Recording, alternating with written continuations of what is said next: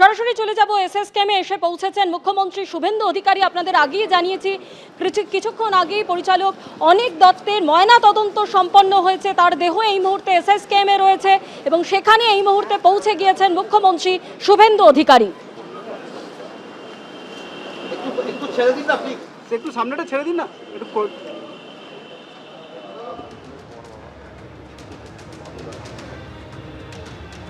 তার পরিবারের সদস্যদের সঙ্গে কথা বলছেন মুখ্যমন্ত্রী শুভেন্দু অধিকারী।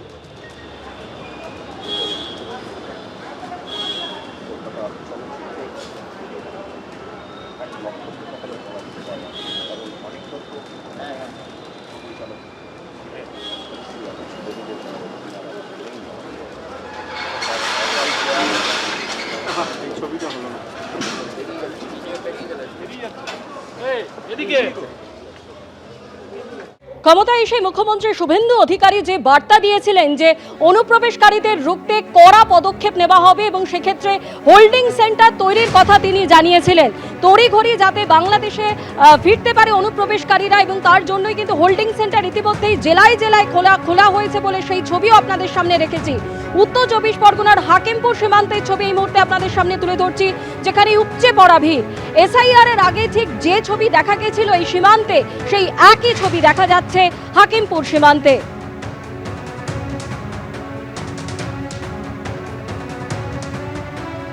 যেতেই তো হবে, কি করবো, থাকা যাবে না দেশে আর। রেশন কার্ড ছিল না, আধার কার্ডটা করতে পেরেছি, শুধু আধার কার্ডটা আসবে। ইনফেকশন দূর কেন ধরো 1 বছর হয়ে গেছে, আমি ঘুরে যাচ্ছি। ওই এই সরকার একটু বলছে দেশের মানুষ দেশে চলে যায়।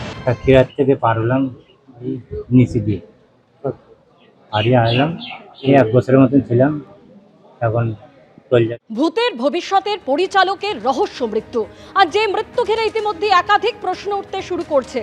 কিভাবে হলো সেই মৃত্যু, কেন তিনি ছাদ থেকে পড়ে গেলেন, কিভাবে পড়ে গেলেন, একাধিক প্রশ্ন ইতিমধ্যেই উঠতে শুরু করেছেন। অনিক দত্তের সঙ্গে কাজ করেছেন সেই সমস্ত অভিনেতা অভিনেত্রীরা যারা বলছেন তারা ভাবতেই পাচ্ছেন না এরকম একটা ঘটনা ঘটলো কি করে। মাত্র কয়েকদিন আগেও তার সঙ্গে কথা হয়েছে এবং তার সঙ্গে এমন পরিকল্পনাও হয়েছে যে আগামী বছরের শুরুতে একটি ছবির শুটিংয়ের পরিকল্পনাও করেছিলেন পরিচালক অনিক দত্ত। সেই অনিক দত্ত কিভাবে ছাদ থেকে পড়ে গেলেন, কিভাবে তার মৃত্যু হলো, একাধিক প্রশ্ন উঠতে শুরু করেছে এই ঘটনায়।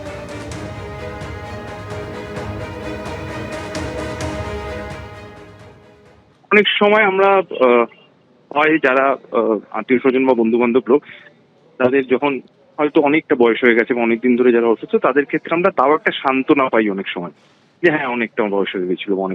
অনেক দত্ত তা নয়, যেটা অত্যন্ত শকিং এবং অত্যন্ত ডিস্টার্বিং একটা নিউজ।